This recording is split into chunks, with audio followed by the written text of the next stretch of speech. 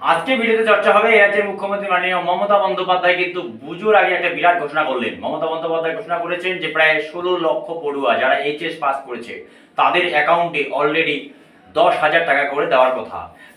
তরুণের স্বপ্ন যে ছিল এই রাজ্যের মুখ্যমন্ত্রী মাননীয় মমতা বন্দ্যোপাধ্যায় উচ্চ মাধ্যমিক পাস করার পরে তাদেরকে দেওয়া হয়, এখন কিন্তু ক্লাস 11 পাস করলেও সেই টাকা দেওয়া হচ্ছে।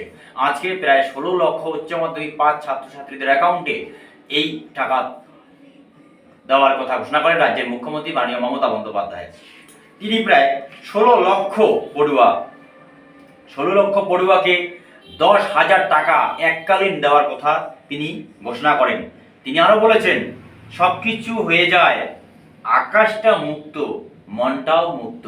তিনি ঠিক কি বলেছিলেন রাজ্যের মুখ্যমন্ত্রী শুনুন। যারা 12 ক্লাসের স্টুডেন্ট প্রতি বছর তাদের 10,000 টাকা করে দেওয়া হয় ফর স্মার্টফোন। আজকে দেওয়া হলো প্রায় 9,78,000 ক্লাস 12 পড়ুয়াকে তরুণের স্বপ্ন দিলাম এখানে। যদি এরকম ভিডিও আপনাদের ভালো লাগে চ্যানেলটিকে লাইক, শেয়ার, কমেন্ট এবং সাবস্ক্রাইব করতে ভুলবেন না।